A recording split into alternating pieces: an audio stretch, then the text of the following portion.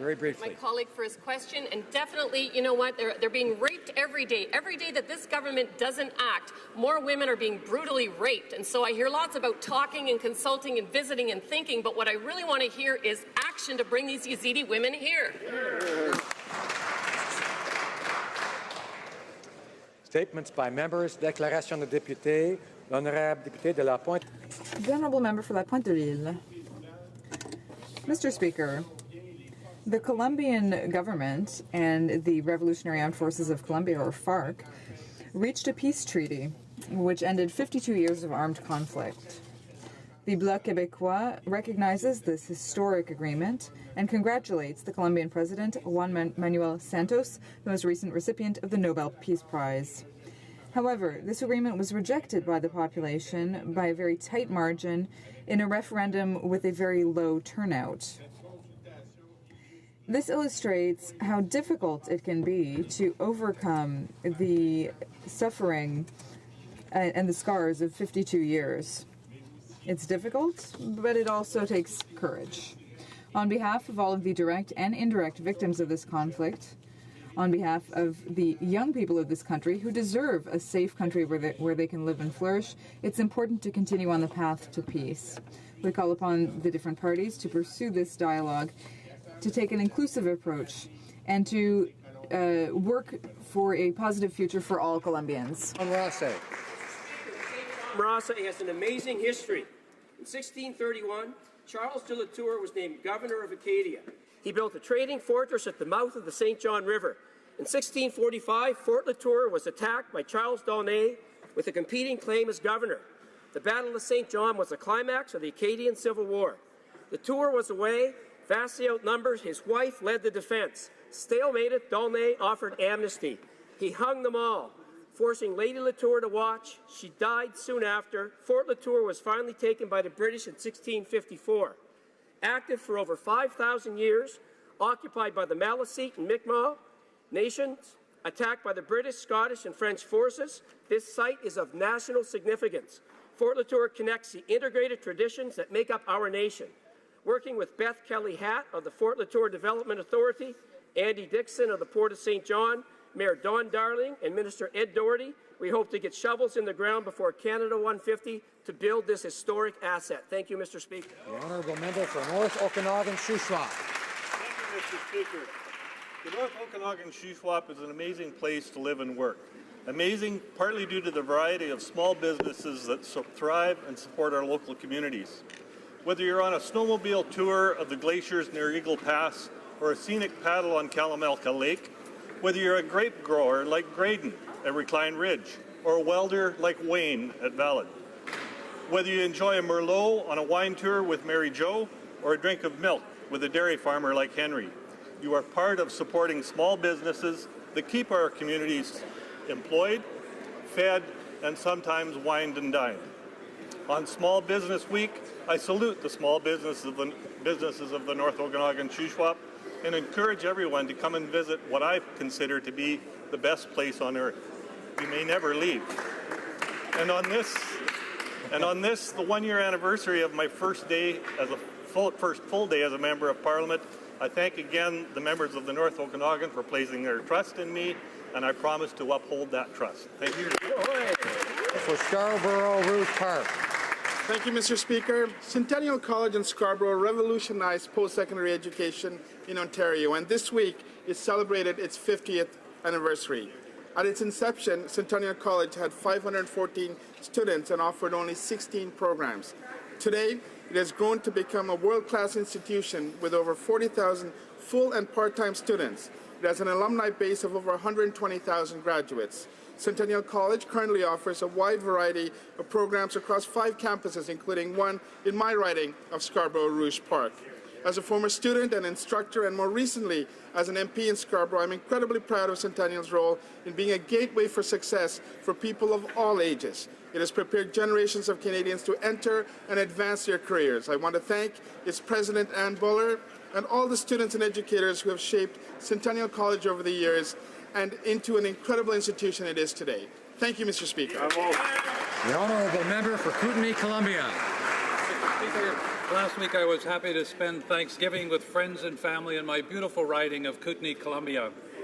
On October 16th, I celebrated World Food Day with the Kootenay Conservation Group Wildsite through their Food for Thought online summit. The summit offered communities across the country an opportunity to engage in meaningful discussion on what we can do to raise awareness about food security at a local level. Supporting and celebrating local farmers, food manufacturers, and retailers is essential to achieving food security goals. As we take time this week to celebrate National Small Business Week, so too should we celebrate all levels of local food production in Canada. That's why I was proud to table my private member's bill, C-281, which would designate the Friday before Thanksgiving of each year as National Local Food Day. Mr. Speaker, food matters from farm to fork. I urge all members of Parliament to support our local food businesses and National Local Food Day. Thank you. The honourable member for Hamilton East, Stony Creek. Mr. Speaker, the east end of Hamilton has produced many outstanding Canadians, and none better than the Copps family. And sadly, the matriarch of that great family, Geraldine, has passed away. She was the wife of our greatest mayor, the mother of a deputy prime minister, a member of city council, a citizenship court judge, and in my case, a good neighbor. As kids, we made sure to stop at their house on Halloween because Mrs. Copps gave out the best treats. Later, we learned when she entered politics that the nice lady was also a fiery competitor, never one to back away from a challenge. For her children, though, Sheila, Brenda, Mary, and Kevin, she was a kind, generous, thoughtful mother and grandmother, deeply loved by her family and all of those close to her. How proud she must have been when her daughter Sheila became the first sitting MP in Canadian history to give birth when Danielle was born in 1987, and proud to drop the first puck ever in Copps Coliseum. Jerry Copps was truly Hamilton's first lady, Mr. Speaker, and her gifts carry on through her wonderful family.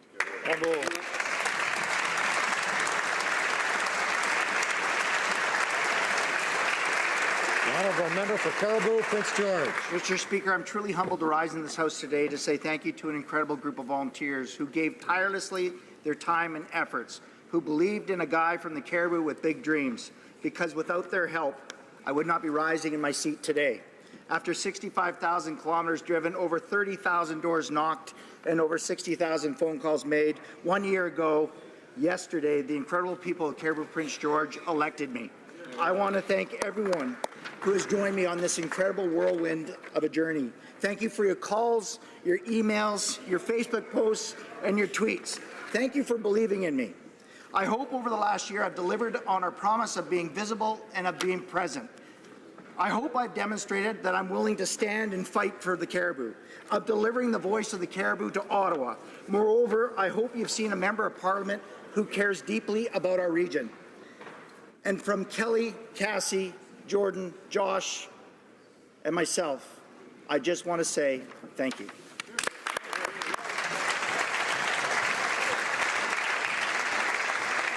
The honourable member for Hamilton West, Ancaster Dundas.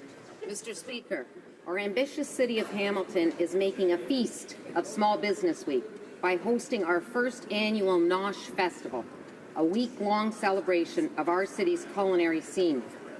Nosh is showcasing variety in Hamilton's kitchens through a series of mouth-watering events. There are many diverse foodie scenes in Hamilton. I have had the pleasure of enjoying wonderful meals at the Ancaster Mill, Quatrefoil, Couche Bistro, Carmen's, India Village, Sammy Joe's, and the Bean Bar, to name a few. I wish to acknowledge that local stores that I shop at regularly, like Coombray's Meats and Piconi's Fine Foods, contribute to the incredible food scene in the Hammer. Hamilton is just a delicious place to live these days, Mr. Speaker.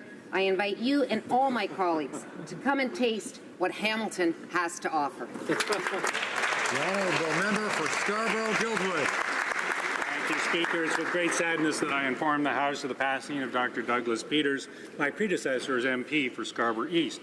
Born and raised in Brandon, Manitoba, Dr. Peters rose from humble beginnings to pursue a distinguished career as a banker, economist, and public servant. He took his first job as entry-level bank clerk before graduating from Queen's University and then earning a doctorate at the prestigious Wharton School of Finance. In 1966, Dr. Peters became the chief economist and senior vice president of the Toronto Dominion Bank, a position he held for 27 years. He was elected to Parliament in 1993 and was in the Cabinet until 1997. A committed Keynesian, Dr. Peters advocated for a robust role of government in the economy. Following his retirement from politics, he volunteered with the Canadian Executive overseas, and his task was to reform the post-Soviet banking system. It was with a profound feeling of respect that we say farewell to this impressive parliamentarian. Our thoughts and prayers are with Dr. Peters' family at this difficult time. The honourable member for Kitchener-Conestoga. Mr. Speaker, today I wish to acknowledge an incredible individual that I have had the privilege of working alongside for many of my 10 years as Member of Parliament. I'm speaking of Tana Nash, Executive Director of the Waterloo Region Suicide Prevention Council. Tana, thank you for sharing your personal story of grief and loss, and for turning your loss into something so positive. Your personal warmth, coupled with your vast knowledge, make a difference for so many Canadians. In addition to your work in establishing World Suicide Prevention Day and other initiatives in the Waterloo region, I want to recognize your work as Executive Director for the Canadian Association for Suicide Prevention.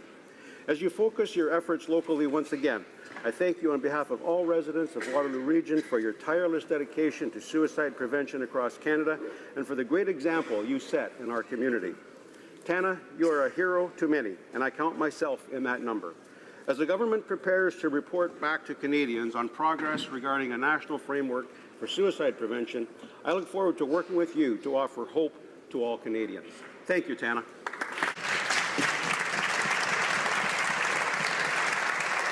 The Honourable Member for Louis-Hébert. Mr. Speaker, last weekend, at least 15 intrusions happened in University Laval. This is at the heart of my riding. There were 15 intrusions, and 4 of them involved sexual assaults. Over 1,000 people gathered last night for a vigil in solidarity with the victims to highlight the courage of these young women who denounced their aggressors. On behalf of all of my colleagues in the House, I want to pass along my sympathy and my solidarity with the victims. This is Women's History Month in Canada. This is an opportunity to honor all of the exceptional women who helped build our country. And it's also another opportunity for us, Mr. Speaker, to get closer to gender equality. We still have a long road to walk, and one of the first steps that we need to take together is to fight rape culture in all of its forms, starting now. Thank you, Mr. Speaker.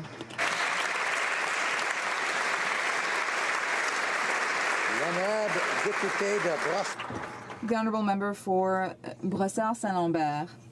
Mr. Speaker, as this is Women's History Month, I'd like to take this opportunity to mention the extraordinary contribution of women in building our country. One woman in particular has inspired me for years. Her name is Virginia Cisneros. She's the leader of a department at the Maison Internationale de la Rive Sud. She has helped thousands of immigrants successfully resettle in our region. For more than 25 years, Virginia has been at the heart of efforts to help newcomers integrate on the South Shore, both in terms of social integration and economic integration. She's absolutely indispensable. She's been on the front lines promoting diversity, which is one of the great strengths of my riding. Once again, I'd like to congratulate Virginia for her years of commitment to our community. Virginia, ti admiro mucho. The honourable member for Lakeland. Mr. Speaker, the PM's devastating tax will make every single thing more expensive for everyone. It's regressive. It'll hurt the most vulnerable and the poorest the most. In Lakeland, so many people are hurting, losing their livelihoods, their homes, bracing for tougher times ahead. While my constituents are struggling, wondering how to pay the bills, the Liberals are attacking Alberta's families, farms, businesses, municipalities, and charities, with even more costs at the very worst time. A Vegreville restaurant predicts major increases, causing reduced staff hours and layoffs. A local feedlot says the carbon tax will wipe out their whole profit margin, hiking costs $500,000 annually. One county says it'll tank their already sinking revenues, so road and bridge upkeep will cease. Crews will have to be laid off. An Athabasca family farmer said their costs will skyrocket over $130,000 annually at the least. Albertans and Canadians can't afford this dangerous Liberal scheme. The honourable member for Miramichi Grand Lake. Thank you, Mr. Speaker.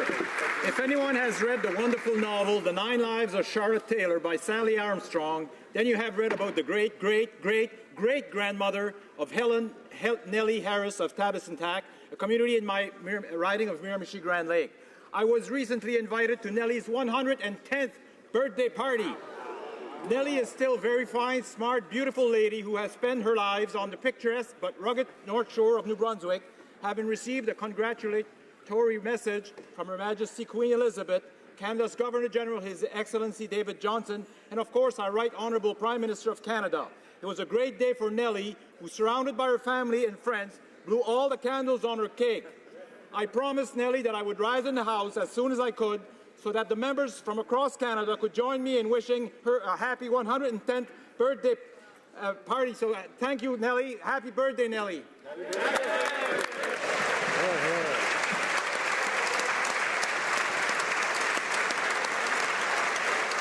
Honorable député de Jonquière. Honourable Member for Jonquière. Mr. Speaker, last spring I was very proud to be named an ambassador at the Club of Ambassadors of Arvida, which is an exceptional heritage district in my riding. I'd like to mention how important this unique example of industrial heritage is. Built in 1926 in record time, Arvida is the cradle of Canada's aluminum industry. It's distinguished by its fine architecture and well-preserved homes.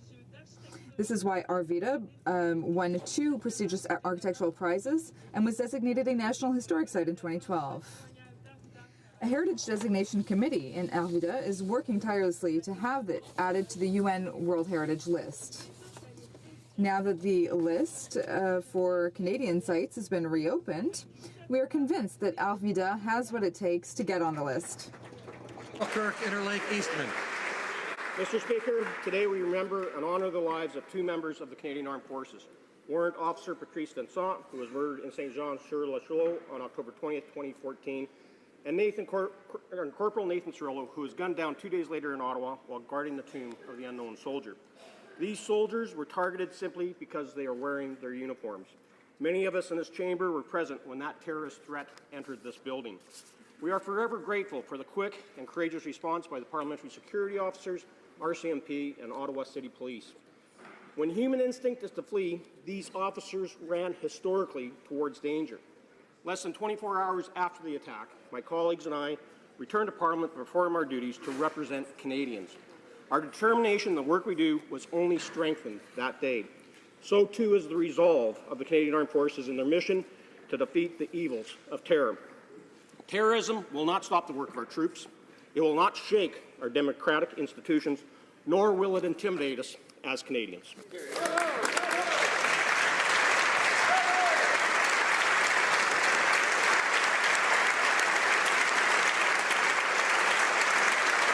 Honourable Member for Long Range Mountains. Monsieur le Président. Thank you, Mr. Speaker. Business Week, as we know, and we recognize the vital role small businesses play in our economy and in all our communities. As a former small business operator, I understand the risks that owners take when they start out. I know how hard it is to grow your business, yet how satisfying it is to hire that new employee, to grow and to thrive. Small and medium-sized businesses are 99% of Canadian businesses. They account for 40% of our GDP and employ 10.5 million Canadians. I want to take this opportunity to thank all our small businesses from coast to coast to coast. You're doing great work in our communities. Our government applauds you. We're committed to working with you to help you thrive and to strengthen our economy. Thank you.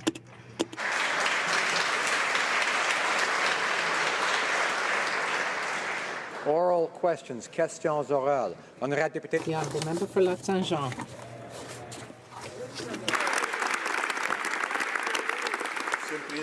Mr. Speaker, things are getting worse and worse when it comes to the relations between the provinces and the federal government when it comes to health.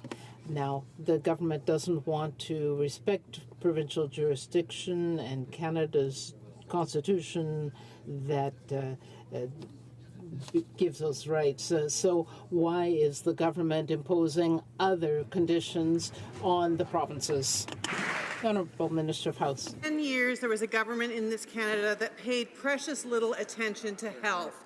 We now have a government that is firmly committed to play the role that we have a responsibility to play in the matter of health. We are active participants in making sure that Canadians are healthy, that they have healthcare systems that work for them. We have a responsibility to be good stewards of the public purse and to make sure that when we make investments in health, that they go to healthcare. The Honourable Member for Lac Saint-Jean. During the Warren government, we have heard at the record level the transfer done to the province, but we have done something. We have done something. We have respected the jurisdiction in the provinces, what they are not doing now, Mr. Speaker. Right. Mr. Speaker, healthcare is under provincial authority, and this Prime Minister and this Minister want to tell to the province what to do from Ottawa for sure. That doesn't just respect the province, that don't respect the country's constitution. Why the Prime Minister putting other conditions on health transfers to provinces? Honourable Minister of Health.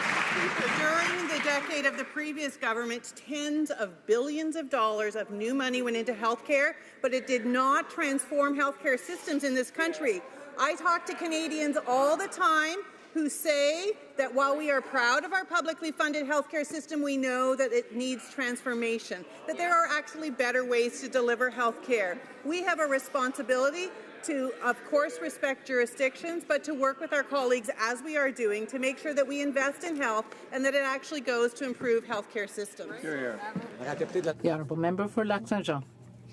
The health system of the provinces instead of them. That's what she said, Mr. Speaker. She wants to change the health system.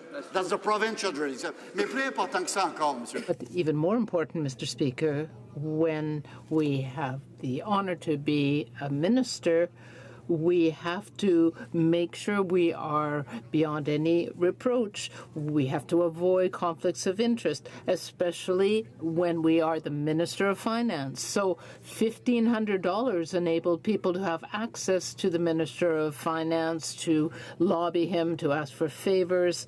So we want to know how this is acceptable. Merci, Monsieur le Président. Thank you, Mr. Speaker. We know that these kinds of fundraisers are part of the activities of people in every party.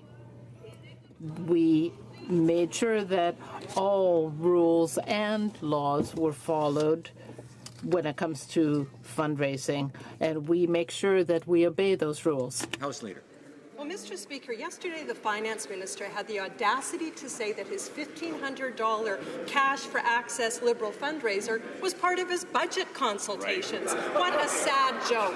To add insult to injury, the Liberals defended their Halifax appointee, Jim Spatz, who gave the Liberals $1,500 to attend said fundraiser. This is completely contrary to all the rules. If the Finance Minister won't admit that what he did was unethical, will the Prime Minister do the right thing, enforce his own rules with his own cabinet? Honourable Government House Leader. Mr. Speaker, as I've just said in French, I'll say in English, that events like this one are part of every party's fundraising engagement work. Federal politics is subject to some of the strictest political financing legislation and regulations in the country, and the party fully complies with the Elections Act in all cases. The rules that the previous government put in place. This event was open, and anyone who purchased a ticket was welcome to attend. The event was made public online. Thank you, Mr. Speaker. Honourable Opposition House Leader. Order. This is not the Elections Act, Mr. Speaker, but let me read from my honourable colleague from the Prime Minister's own instructions for his ministers. Ministers and parliamentary secretaries must ensure that political fundraising activities or considerations do not affect or appear to affect the exercise of their official duty or the access of individuals to government. Well, it's clear the Minister of Finance was charging a price and then giving special access to individuals who could benefit from that access. It's wrong. When will this government start becoming ethical, accountable, and stop misusing the public trust?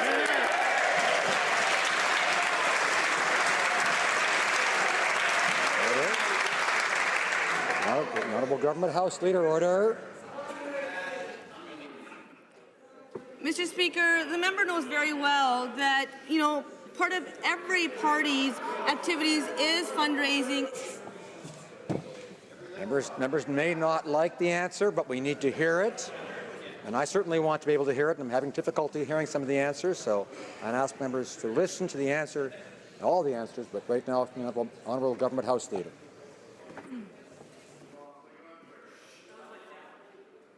Mr. Speaker, federal politics is subject to some of the strictest financing legislation and regulations in the country, and the party fully complies with the Elections Act in all cases. These are the rules that were put in place by the previous government, and if it worked for them then, why doesn't it work for them now? Thank you, Mr. Speaker. Member for Victoria. Mr. Speaker, the Prime Minister's ethics rules were very clear. I want to quote, "There should be no preferential access to government or the appearance of preferential access for political donors." Now it's come to light that the Minister of Finance has held cash for access fundraisers. These occurred at the same time and in the same locations as his budget consultation tour. No wonder the Liberals love consultations. Are the new ethics standards promised to Canadians in effect for Liberal ministers as well? Yes or no? Honourable Government House Leader. Mr. Speaker, it's very much true that the Minister of Finance is consulting with Canadians from coast to coast to coast. In our election campaign, which concluded just yesterday, a year ago yesterday, we committed to Canadians that we will consult with Canadians, we will listen to them, and we will improve the systems that are in place. The Minister of Finance has heard from record numbers when it comes to this budget consultation, and that's why we are delivering on the commitments that we have made to Canadians. We will continue to do the good work that we are doing. Thank you, Mr. Speaker. Order. The Honourable Member for Saint-Hyacinthe-Bagotte. Mr. Speaker, the Liberals were elected because they promised real change. But in reality, they are just using the standards that were set by the Conservatives. After the Minister of Finance, we are learning that a number of ministers will have these types of VIP fundraisers. We still don't have the details of the private meetings with the Minister of Finance, but we want to know how many people were present and what was he asked for. Honourable Chief Government House Leader. Mr. Speaker, the member knows very well that these kinds of activities are the types of fundraisers that every party holds. The rules were set by the Conservative government, and we are still following the same rules. I would remind the honourable member for Beauport and to listen carefully. The honourable member. Well, thanks to the Minister of Health from Quebec, we now know that when the Liberals provide the funding for health care, they want to know what their political gain is.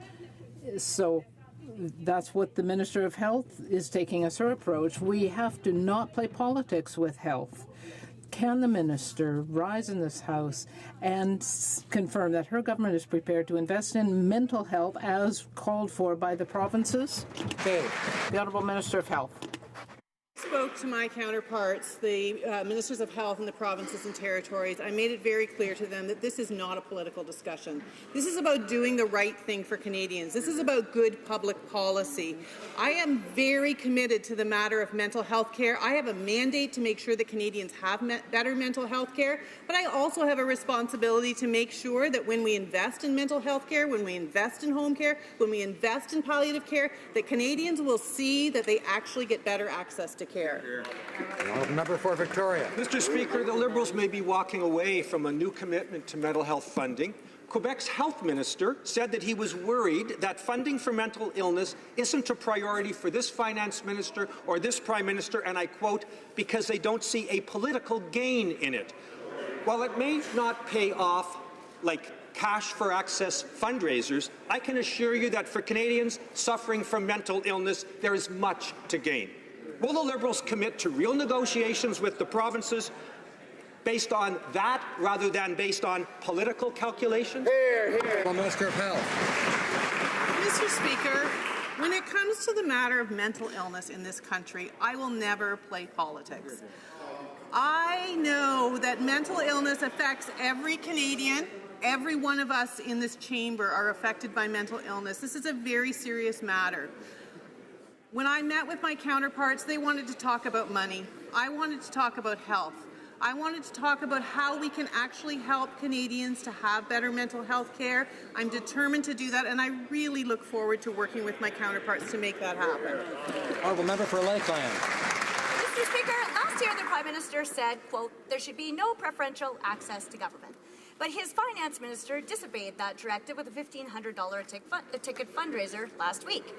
While Canadians are struggling to put food on their tables and keep a roof over their heads, the finance minister is giving special attention to his fellow rich Liberal friends who paid $1,500 for the privilege of talking to him. When will the Liberals stop padding their pockets and start listening to average Canadians who can't pay his $1,500 entry fee? Government House Leader. Mr. Speaker, events like this have taken place, and they take place in every single political party. And it's important that we recognize that this was an open event available to anybody who wanted to purchase a ticket. That is the case. This event was made available online so that everyone was able to see what the information is. What's important to note is that our party fully complies with the Elections Act in all cases, and that act was put in place by the previous government. Right. Thank you, Mr. Speaker.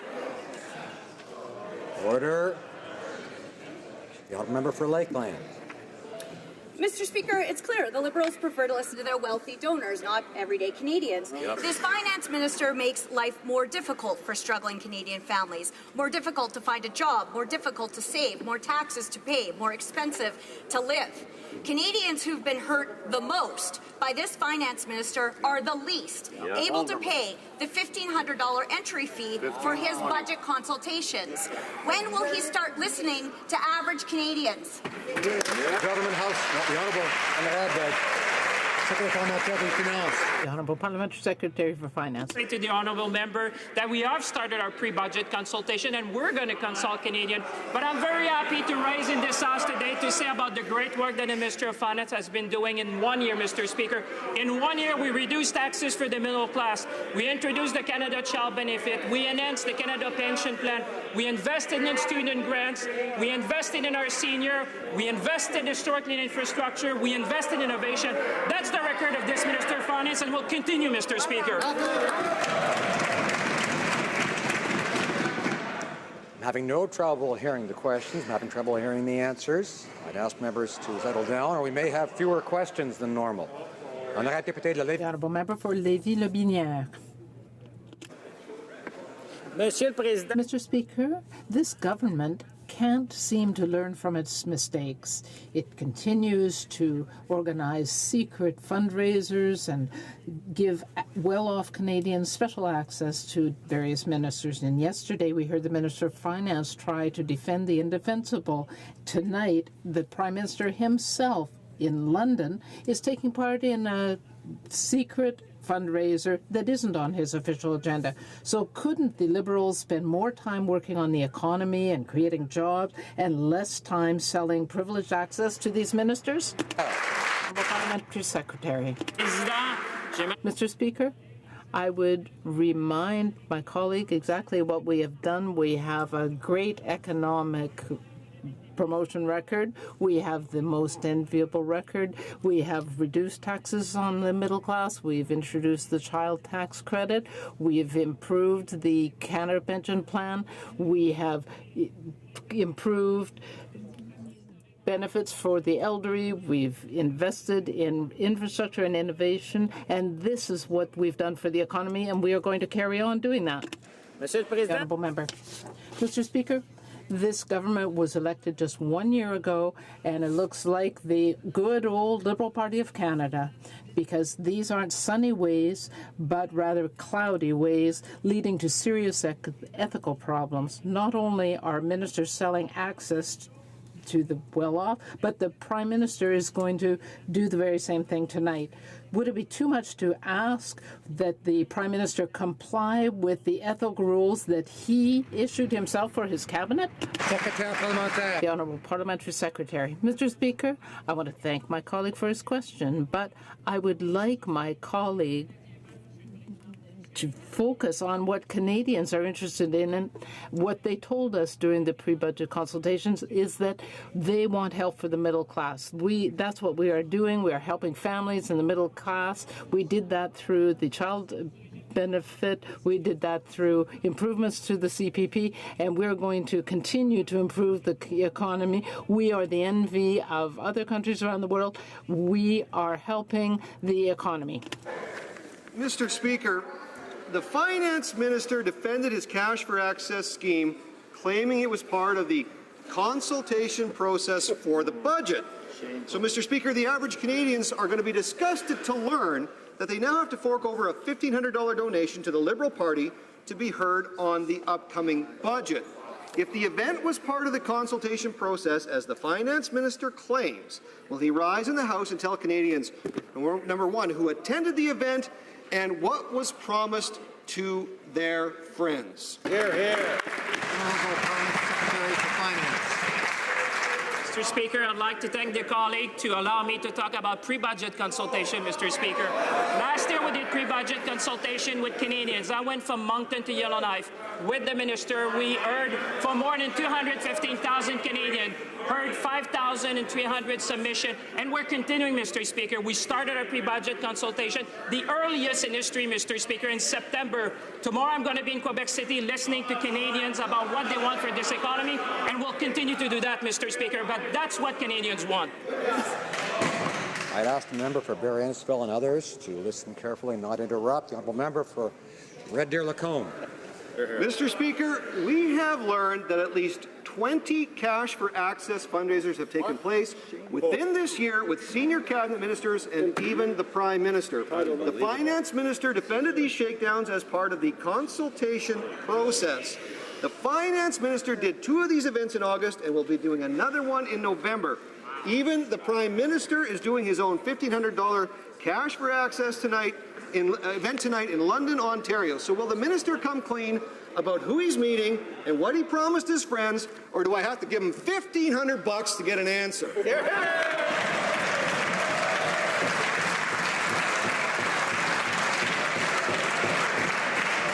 Honourable Parliamentary Secretary. Mr. Speaker, I'm very happy for the question from my colleague. Actually, I invite him to Quebec City tomorrow. I can assure him it's going to be free, Mr. Speaker. As all the pre-budget consultation that we're going to be conducting in this country, we're on the run, Mr. Speaker, to hear about what matters to Canadians. Canadians want us to listen to them. That's what the previous government was not able to do. What we're doing is engaging with Canadians to hear about their priorities and working for Canadians. And you know, Mr. Speaker, it works fine. That's why we're sitting on this side of the House. Member for Skeena-Baltic Valley. Thank you, Mr. Speaker. I think we can all agree that the amount of arrogance for the Republican candidate to tell Americans that if he doesn't win the election, well, then it must be rigged. Yet after promising to end our unfair election system in his platform, in his throne speech, and now in the House of Commons many times, this Prime Minister now tells Canadians, well, because he won the last election, the system must now be perfect. Canadians are tired of self-serving politicians making promises just to get elected. So will this Prime Minister honor his commitment to make every vote count, or is he going to use his popularity to trump promises he doesn't want to keep? The Honourable Minister for Democratic Institutions. I thank my honourable colleague for his commitment to this file, for the work that he's doing on the Special All-Party Committee on Electoral Reform. This Prime Minister has and is honouring his commitment. We brought together a committee made up of all parties to go and hear directly from Canadians, to hear from experts and academics. And the member opposite knows well that they will be providing us with a report on December 1st with their recommendations we are eagerly awaiting, and we will use that report, Mr. Speaker, to make a thoughtful recommendation to this House.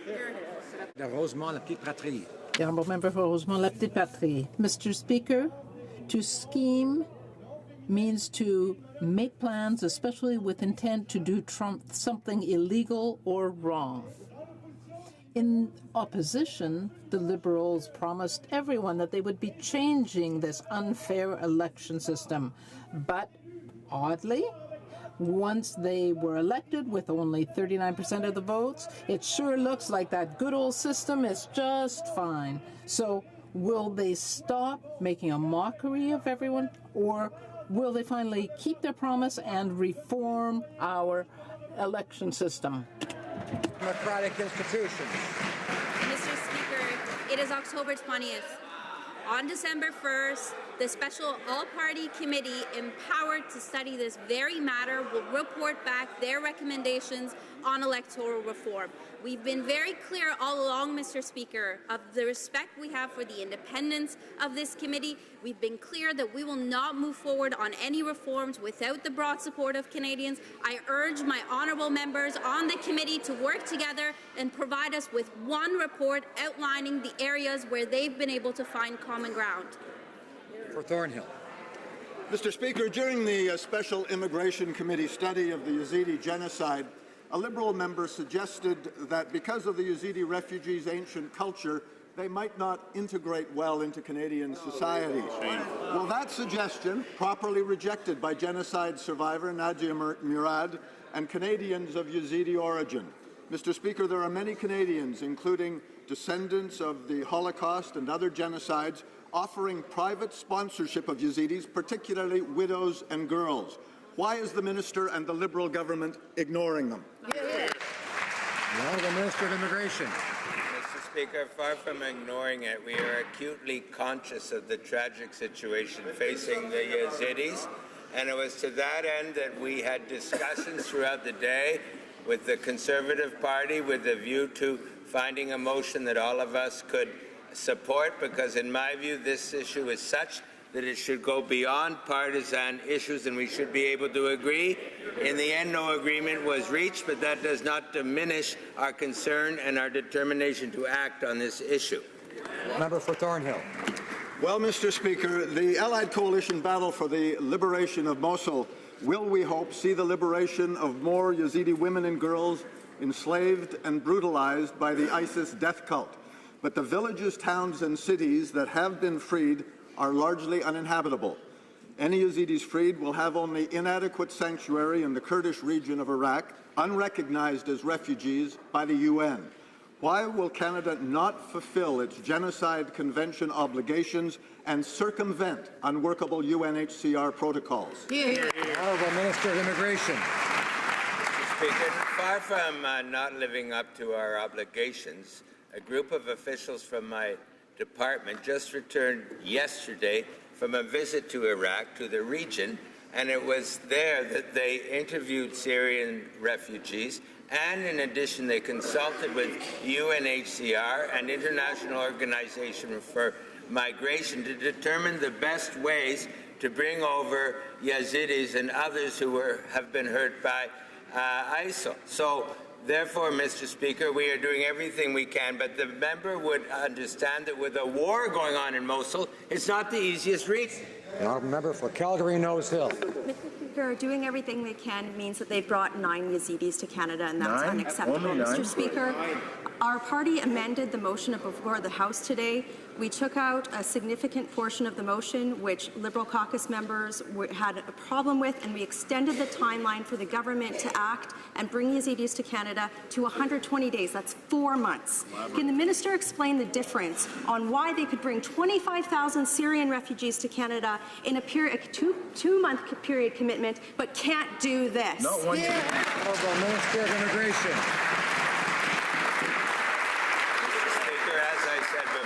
We made strong attempts to find an agreement with the opposition. In the end, they would not agree to our position. My position is that we will do everything we can to work in this area, but to guarantee a certain number by a certain date is not possible when you consider the war, when you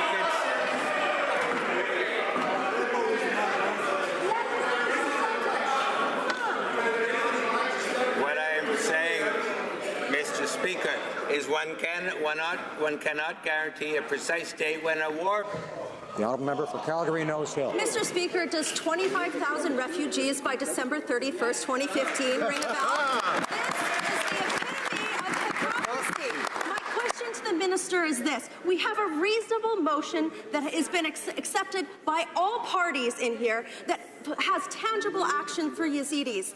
Why on earth can the government not stand up and say that they will bring Yazidi sex slave girls to Canada?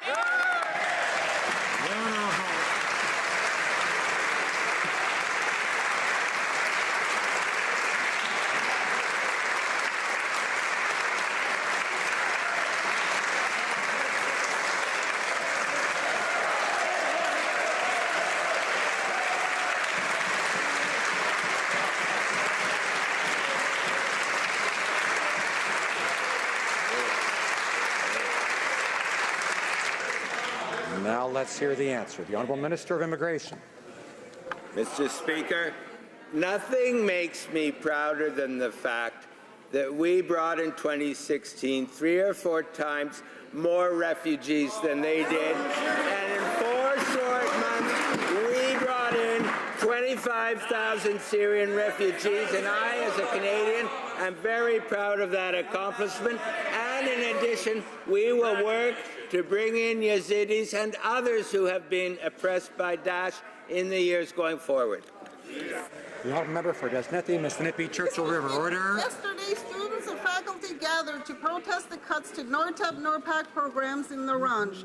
These programs train many First Nations, Métis, and non-Aboriginal professionals in northern Saskatchewan. Graduates go on to be leaders in our communities and build bright futures for Northerners.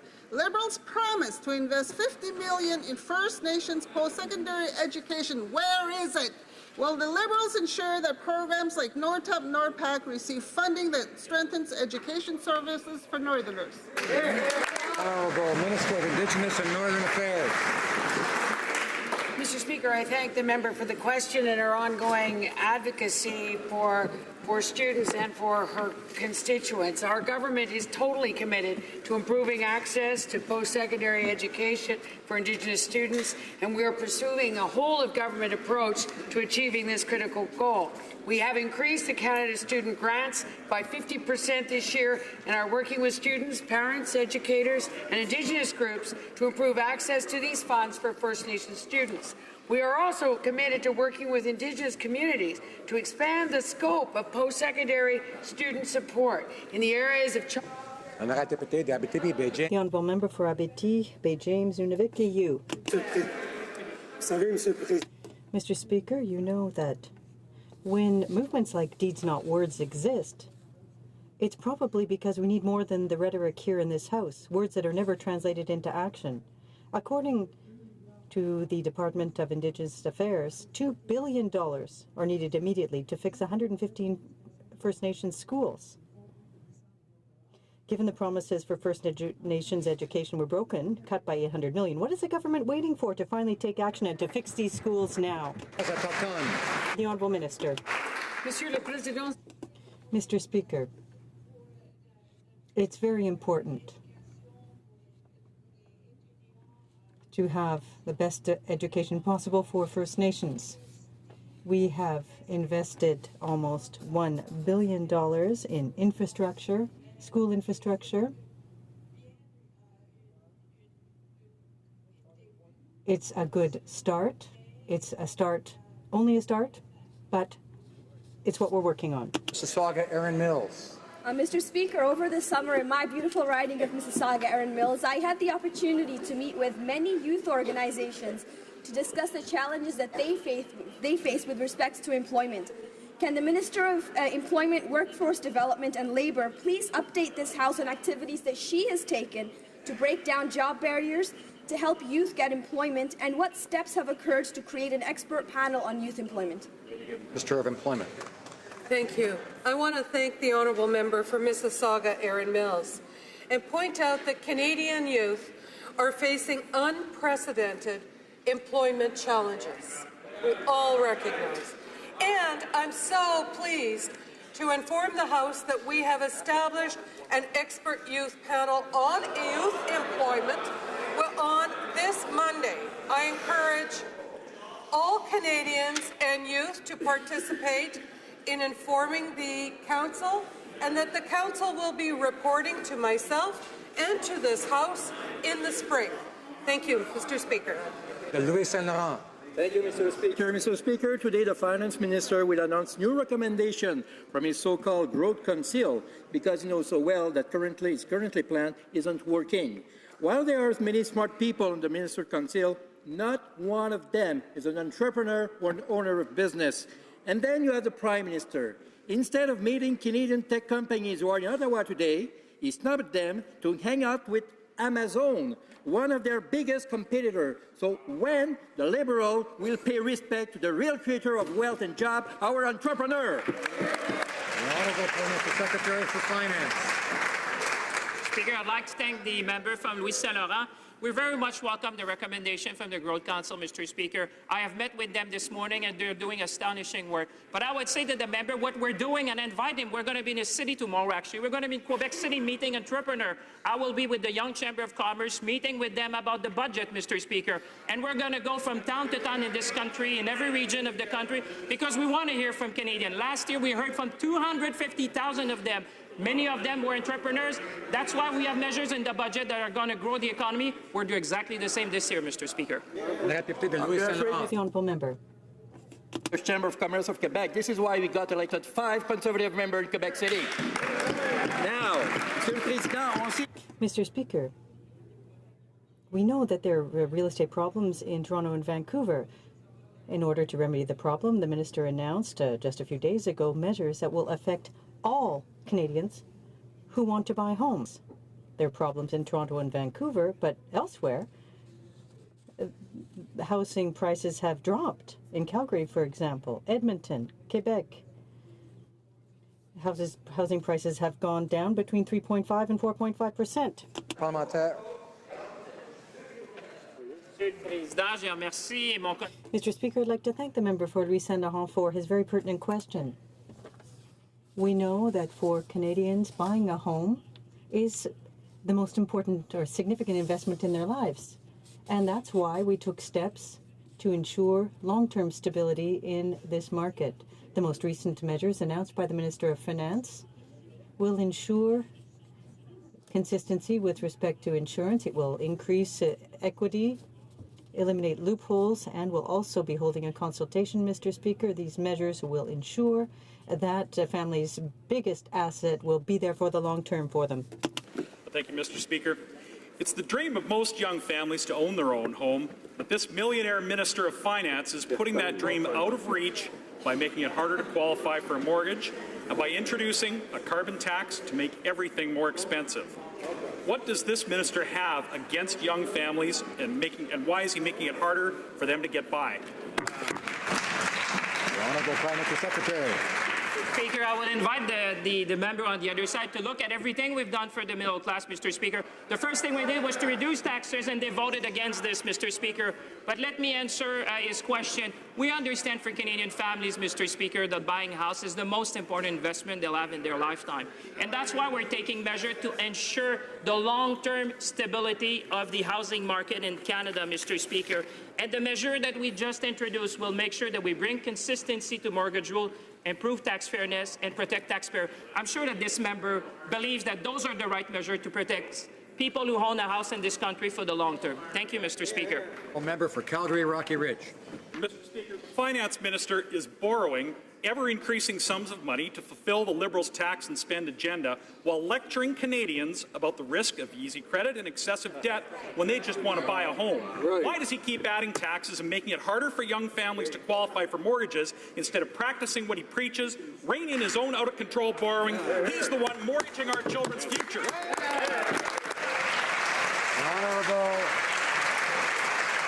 Honourable Parliamentary Secretary. Mr. Speaker, I'm sure the member would understand that when interest rates are low, that's the time to invest. That's exactly what we've done, Mr. Speaker. We've invested in the Canadian economy, and I would point out to the member not only that the IMF, the OECD, the World Bank are taking that what Canada is doing to invest in inclusive growth, to invest in infrastructure, to invest in innovation. That's the way to grow the economy, Mr. Speaker, and we'll continue to do just that. The honourable member from Nanaimo, Ladysmith. It's easy to call yourself a feminist, but standing up for gender equality takes action. My colleague from Burnaby South was doing just that with his bill designed to get more women in federal politics. But yesterday, 126 Liberal MPs voted with the Conservatives to defeat the bill. Even the Minister of the Status of Women voted to defeat the Gender Equality Act. Terrible. When women only make up 26% of this House, why did the Liberals vote to defeat the bill? The Honourable Minister of Democratic Institutions. I thank my honourable colleagues on the opposite side of the bench for their commitment to gender parity, for ensuring that we bring not only more women to participate as candidates, but allowing them to win and actually come to this place. And once they get here, allowing them to succeed and feel like they belong here. While we agree with the spirit of the member's bill, the bill was flawed. I offered to work with the party opposite to bring forward measures after we've heard from the Committee on Electoral Reform to ensure that unintended consequences that the bill presented initially are addressed. And Mr. Speaker, I remain committed to that, and I look forward to working with members. The Honourable Member for Courtenay Alberni, order. Mr. Speaker, the Liberals made real promises to First Nations that were based upon respect. It has now been a year since the Liberals had took power, and we've seen nothing but disrespect from this government towards the Nuu-chah-nulth people. The government's own lawyers are trying to restrict and minimize their rights to catch and sell fish on their traditional territory, rights that were upheld by the Supreme Court 7 years ago.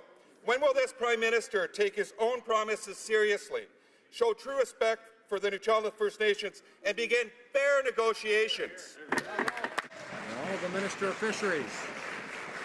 Mr. Speaker, I thank the member for the question. He knows full well that we've committed to renewing a nation-to-nation dialogue with Indigenous people across the country. I had the privilege of meeting Nuu-chah-nulth leaders in Ottawa in June to continue the dialogue. We respect the rights that the courts have found for these important First Nations. And, Mr. Speaker, we also believe that through a nation-to-nation dialogue, we'll be able to advance mutually satisfactory interests in terms of conserving salmon and offering them the rights-based access that we respect. Honourable Member for St. Albert, Edmonton. Mr. Speaker, when the Prime Minister announced his Supreme Court appointment process, he promised that members of the Justice and Legal Affairs Committee would have an opportunity to directly engage with the nominee. But we now learn that nearly half of the members of the committee will not have an opportunity to ask a question, and those that do will be limited to one one-minute question. Hardly meaningful parliamentary participation. Mr. Speaker, why did the Prime Minister break his word yet again? The Honourable Minister of Justice. Thank you, Mr. Speaker, and I appreciate the opportunity to stand up and speak about Justice Rowe, who is the Prime Minister's nominee and the historic appointment of the first Newfoundland and Labrador Justice to the Supreme Court of Canada. We are following through with our commitment to ensure an open and transparent process, engaging with parliamentarians. That is why former Prime Minister Kim Campbell and I are appearing before the Justice Committee on Monday. That is why on Tuesday we are having an open forum wherein the public and members in this House and the other House can engage and get to know the next Supreme Court Justice. Member for St. Albert, Edmonton. Mr. Speaker, the government's parliamentary vetting process has about as much credibility as an episode of Judge Judy. Instead of an opportunity to engage in dialogue, members of Parliament are being invited to the University of Ottawa to be props before a live studio audience for a Q&A hosted by a non-parliamentarian. Mr. Speaker, is this the government's idea of meaningful parliamentary participation, or is this an attempt at creating a reality TV show? Honourable Minister of Justice. Thank you, Mr. Speaker, and I'm proud of the Prime Minister instituting a new process for the appointment of a Supreme Court of Canada Justice. where no process existed before. We have an eminently qualified jurist that is the nominee for the Supreme Court of Canada. This is an open and transparent process where there are multiple opportunities for members in this House to engage not only with myself, but to engage and ask questions of the next Supreme Court Justice. This is a fundamental institution of our system, and the respect conveyed to Justice Rowe is provided on Tuesday, and I look forward. The honourable member for Banff Airdrie. Mr. Speaker, it seems the Minister of Democratic Reform thinks that she's different than every other Canadian. In fact, her own staff are saying that the rules that apply to every other Canadian don't apply to her. Of course, Mr. Speaker, I'm talking about the Minister providing the results of her cross-Canada consultations to the Special Committee on Electoral Reform. When asked why she hadn't submitted, her staff said she's not the general public. So it's the same old story, Mr. Speaker. One rule for the Liberals and another for the rest of us. So why does this minister think she's above the rules that every other Canadian has to follow? Honourable Minister of Democratic Institutions. Mr. Speaker, I thank the honourable member for the opportunity to stand and speak in my capacity as Member of Parliament for the beautiful riding of Peterborough-Kawartha, where, unlike the member opposite, I hosted not one, not two, not three, but 7 town halls in Peterborough, 2, 1 in Havelock, 1 in Buckhorn, 1 in Durrow, and 1 in Apsley, Mr. Speaker. The report from the results of those town halls, where nearly 500 persons engaged, was submitted to the committee on October 14th, just like everyone. Members know that it's the responsibility, in fact, the duty of the opposition to ask tough questions, and that's a good thing. What the rules here provide, we don't interrupt when someone is speaking. Member for Chilliwack Hope and others know that, and I ask them to follow that rule. The honourable member for West Nova. Merci, Monsieur le Président. Thank you, Mr. Speaker. The judiciary plays a vital role in Canada, as it upholds the rule of law, ensures the laws of Canada are respected, and helps protect the rights and freedoms of Canadians. And deserve a judiciary that reflects the diverse face of Canada. Would the Minister of Justice please update the House on the Superior Court's appointments process? Thank you. Honourable Minister of Justice. Well, thank you, Mr. Speaker, and I'd like to thank the member from West Nova for the question. Today I was pleased to announce that we have moved forward to fill urgent vacancies, and I am confident in the outstanding quality of these appointments and their dedication to ensure that we have just outcomes for Canadians. Further, I'm very pleased to announce that we have instituted a new appointments process which will identify and work towards having a bench across this country that reflects the diversity of Canada to ensure that we continue to be a leader in the world with respect to our independence and with respect to the quality of our justice system. Member for Cypress Hills Grasslands. Mr. Speaker, Canadians were surprised last spring when the Agriculture Minister appointed a failed Liberal candidate as his Chief of Staff. They were astonished when they learned she owned $140 million of egg quota, and they were speechless when they heard the minister say he sure didn't see that as a conflict of interest. Now Canadians will learn that his Chief of Staff will be in court next week to face allegations of perjury over the purchase of egg quota. Canadians are curious, Mr. Speaker. How deep does this rot have to go before this minister will act? Honourable Parliamentary Secretary to the Minister of Agriculture.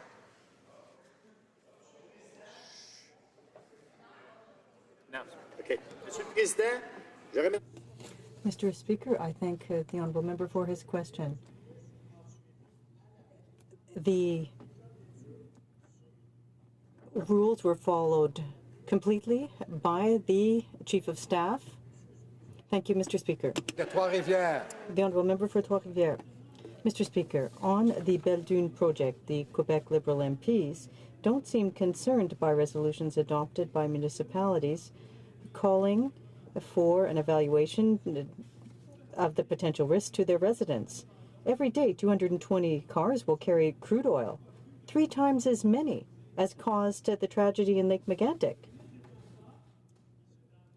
Is the Minister of Transport, who always boasts about railway safety being his #1 priority, ready to risk a second Lake Megantic? Or will he take action and order an assessment of the project? The Honourable Minister. Mr. Speaker, as mandated by the Prime Minister, our government is reinforcing the safety of rail transportation system. And as such, Minister of Transportation is investing $143 million in Budget 2016 to improve rail safety and the transportation of dangerous goods. Transportation officials will continue to monitor all federal railways for compliance to ensure safer levels of operations, and will not hesitate to act to enforce enhanced safety regulations, Mr. Speaker. The honourable member for Rivière-des-Mille-Îles. There has been much talk in recent weeks about a fall economic statement from the government. Can the parliamentary secretary of the Minister of Finance inform the House of any updates in this regard? Comme je vous le disais en anglais. As I said in English, there have been it's been talk of a fall economic update by the government. Can the parliamentary secretary to the Minister of Finance inform this House of any updates on this topic? Secretary Parliamentary. The honourable parliamentary secretary. I'd like to thank the honourable member from Rivière-des-Mille-Îles for interest. I'm proud to inform the esteemed member of this House, first and foremost, that in just a few minutes, the Minister of Finance will indeed announce that the fall economic statement will be presented to this House on November 1st. Mr. Speaker, our government is proud of what we've accomplished for the middle class and those working hard to join it, and we look forward to continuing on this path.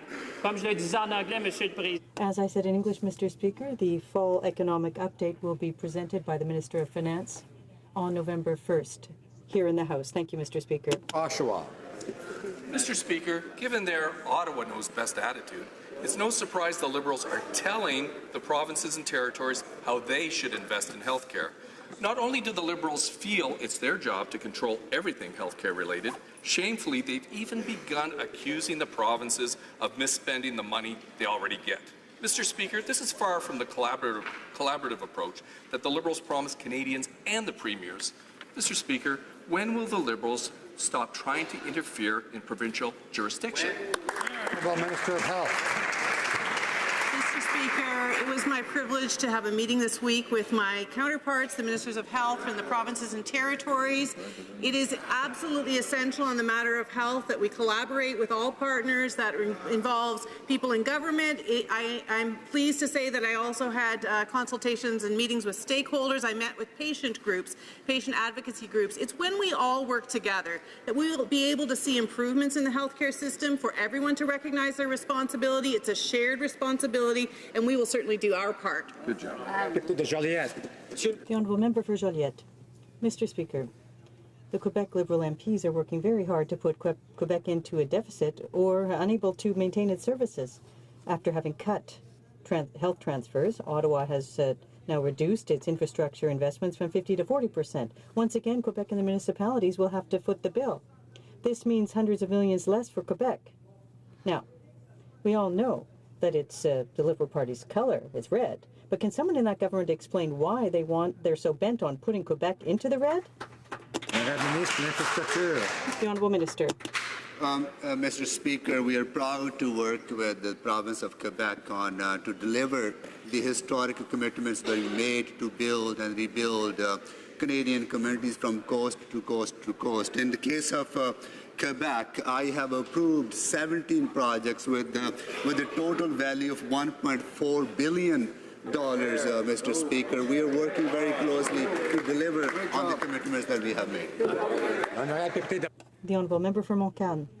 Mr. Speaker, the Liberals said they would do things differently on respecting jurisdiction for health care, broken promise. On infrastructure funding at 50%, another broken promise. Avios workers, a broken promise.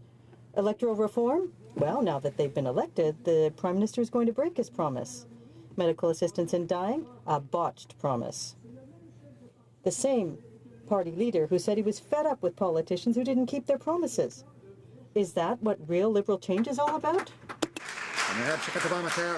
The Honourable Parliamentary Secretary. I'm pleased to have this opportunity to answer the member for Montcalm and to inform him of what we've done. Tax cuts for the middle class. We kept our promise. Other promises kept. An increase in the Canada Pension Plan. Another promise that was kept. Historic investments in investment. A promise kept. Investments for student loans. Another promise we kept. Investments for seniors. Another promise that we've kept. And that's what the Liberal Party is all about, Mr. Speaker. I would like to draw to the attention of honourable members the presence in the gallery of the Honourable Clarisse Modeste Kerwin, Minister of Tourism and Civil Aviation of Grenada.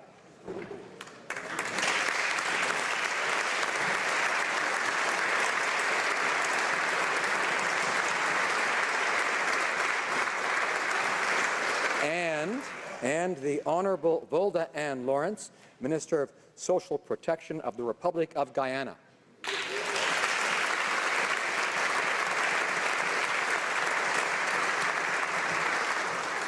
And now I believe the Opposition House Leader has the usual Thursday question. Thank you very much, Mr. Speaker. Well, before I ask the Thursday question, I do want to congratulate my colleague, the new Leader of the House for the NDP, the member from Victoria, in his new position.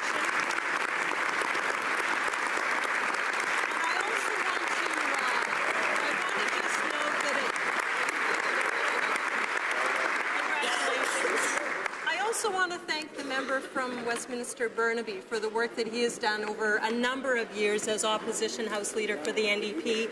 And even though I was only privileged